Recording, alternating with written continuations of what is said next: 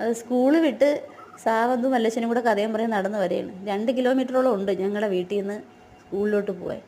എൻ്റെ കുടുംബം ഇവിടിൻ്റെ അടുത്തായതുകൊണ്ടാണ് അച്ഛനും അമ്മയും പോയി വിളിക്കുമല്ലോ എന്ന് വിചാരിച്ച് അവിടെ കൊണ്ടാക്കിയത്. അച്ഛന് നാണം വന്ന് വീഡിയോ എടുക്കണ കണ്ടിട്ട് നേരെ ബാഗ് എടുത്തിട്ട് അവിടെ കൊണ്ട് വച്ചിട്ട് ബുക്ക് എടുത്ത് അച്ഛനെ കൊണ്ട് കാണിക്കാനുള്ള വെപ്രാളത്തിൽ ഓടുകയാണ്.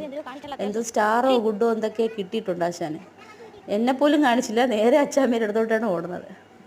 അച്ഛാമ്മയാകുമ്പോൾ എല്ലാം പ്രോത്സാഹിപ്പിക്കും, അവർക്ക് നല്ല കാര്യങ്ങളെല്ലാം പറഞ്ഞു കൊടുക്കും.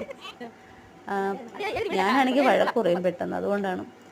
അങ്ങനെ ബുക്കിലുള്ള ഇതൊക്കെ കാണിച്ച് എനിക്ക് ഇതൊക്കെ കിട്ടി എന്നൊക്കെ പറയുകയാണ്, കഥ പറയുകയാണ്, സ്കൂളിലെ വിശേഷങ്ങളും വന്നിട്ടെല്ലാം പറയും.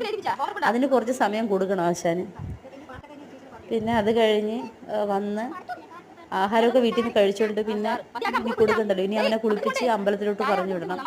കൊട്ടിയിലെ 2 വയസ്സുള്ളപ്പോൾ തൊട്ടേ തുടങ്ങിയ ശീലമാണ് വലിയ അമ്പലത്തിലോട്ട് പോകുന്നത്. 2 വയസ്സിന് മുന്നേ പോയി തുടങ്ങി.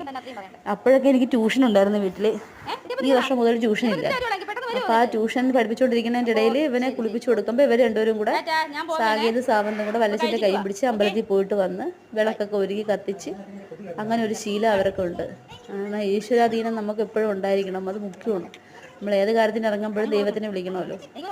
അപ്പം കുളിച്ച് റെഡിയായി അമ്പലത്തിൽ വല്ലച്ചൻ്റെ കൈ. പക്ഷേ വല്ലച്ചൻ ഉണ്ടെങ്കിലേ അവർ രണ്ടുപേരും പോകത്തുള്ളൂ. എൻ്റെ കൂടെ വരാനൊരു പാടാണ്.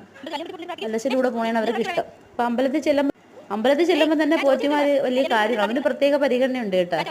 പ്രത്യേക പ്രസാദം പായസമൊക്കെ അവന് വേണ്ടി മാറ്റി വെച്ചേക്കും. അങ്ങനെ അപ്പോൾ ടാറ്റ, ഓക്കെ. എൻ്റെ വീഡിയോ ഇഷ്ടമായെങ്കിൽ ലൈക്ക് ചെയ്യണേ, സബ്സ്ക്രൈബ് ചെയ്യണേ.